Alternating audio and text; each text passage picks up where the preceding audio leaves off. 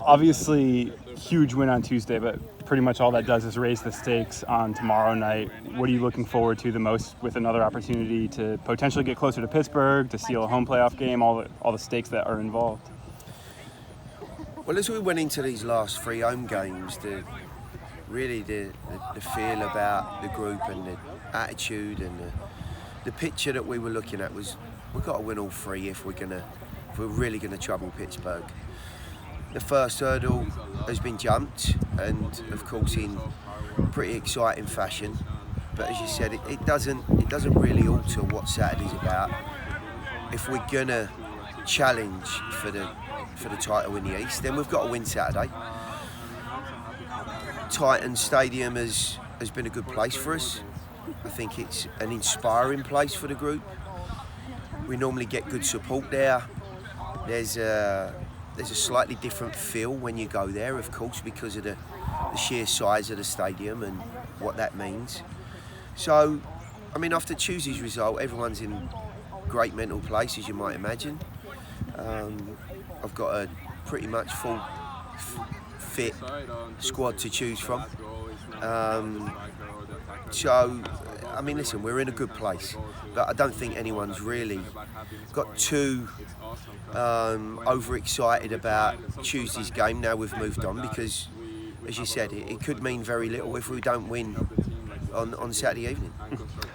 Go ahead, David. Gary, Pittsburgh's got two tough matches against teams on the road, both of them scrapping for those last two playoff spots. What does it mean to you to have your last two here at home, one at Nissan, one at First Tennessee Park? But, you know, back midway through the summer, we looked at the rest of the schedule and said we've got a lot of home games, chance to make up those points. You've done that thus far. What does it mean for the rest of us? Well, you're right. You know, you've got to continue on that road. Look, the away games always offer up something different to any travelling team. You know, we've been involved in some difficult journeys. You can get delays. You know, the hotel's not quite what you want. The sleeping pattern of the players. Sometimes the food doesn't quite reach the expectations that you're after. There are so many different things, and that's before you run into the home crowd, the pitch, the stadium, the changing room. You know, it's very difficult to go away from home and win games. So therefore, when you do pick up points, you're very, very pleased. Your home form normally underpins whatever you're going to achieve.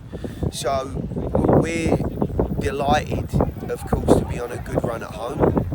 We changed venue, which to begin with I always felt was going to be a bit of a problem. But I think the guys, as I've said, are inspired to go to the Titan Stadium. Everyone looks forward to going to that venue.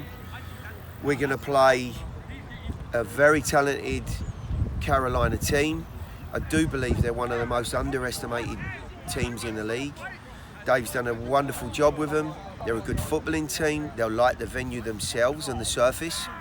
It'll play into what they're about, but it also gives us a massive lift. And if we can get our job done, I think we're going to run into an Atlanta side at the moment who are on the best run of the season for themselves. So, you know, no one's taking any of these games for granted, and it's certainly one at a time. Big job, but one we can certainly overcome. You kind of alluded to it. You're playing on the big pitch tomorrow. Obviously played on the big pitch in North Carolina. Does that kind of give you less of an advantage than does having teams come here and having to play on your pitch that is maybe a little bit different with the baseball infield and all those sorts of things? Something that they're a little more used to? Yeah, of course. Listen, as I've said, we're inspired by it, so you can suspect that any team's coming in. It's a great venue. The facilities are wonderful. The surface will be great. So therefore, yeah, of course, if you're a good footballing side, then you're looking forward to getting on a field like that. I think the difference is, you know, when you're at home, you're hoping that the crowd are going to give you that lift. There should be a good crowd there tomorrow. We're on the back of a good run. The players are confident. You know, there's plenty of other things that play into our hands. And as I said at the very outset, there's a lot of difficulties when you travel. We certainly don't want them to settle into any sort of rhythm. So our game plan will be positive. And I think the guys at the moment really want to play on the front foot and take the game to any team. they're in that mood. They're looking bright and purposeful, and I just want to take the leash off of them and let them go and play. So I truly believe that these last 2 games will be about attitude, mentality. We're coming towards the playoff part of the season, and as you saw on Tuesday night, it really did replicate that, and we want to make sure that Saturday's game is very, very similar.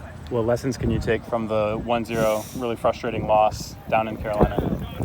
Well, they played very, very well first half, and we played a slightly different shape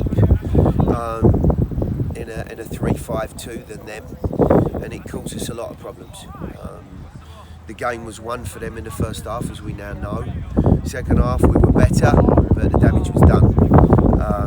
What I've seen and what we encountered was a confident, very technical, intelligent and appreciative side with some nice dimensions, and in that I mean they've got some pace, they're physically capable.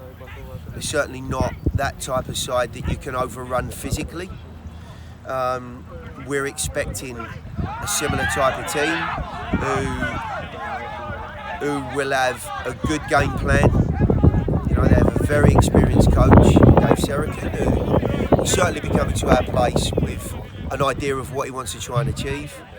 And to that degree, you know, we need to go about our business very professionally, take no chances, and just make sure that the evening's soccer is as complete as we can make it. You've got Justin Davis playing probably his best soccer of the year all year, maybe his best soccer in an SC uniform. What does it mean to you, and maybe was it intentional to give him rotation throughout the year? With the depth that you've got with this squad, should we expect to see a lot of rotation leading into the playoffs? Are you going to try to maintain the status quo? Well, there's certain players that, as you've said there, are getting themselves into a nice groove. And this is the time of year you want it. Early part of the season, new group or a group that you're looking around and saying, well, we've got immense depth. How do these guys get their opportunity, A, to fight for a position in the team, and B, don't forget, they're all trying to earn a contract for the next level as well. So there was a thought in my mind of keeping things buoyant and allowing players and giving players the opportunity to show what they're about. I mean, we're certainly getting to that point where you're seeing, you know, a bit of continuity in the group. Goalkeeper who's played more often a back line to a large degree that's been a little bit more consistent. The injuries in midfield have made things a tad easier and clearer to put out on the field.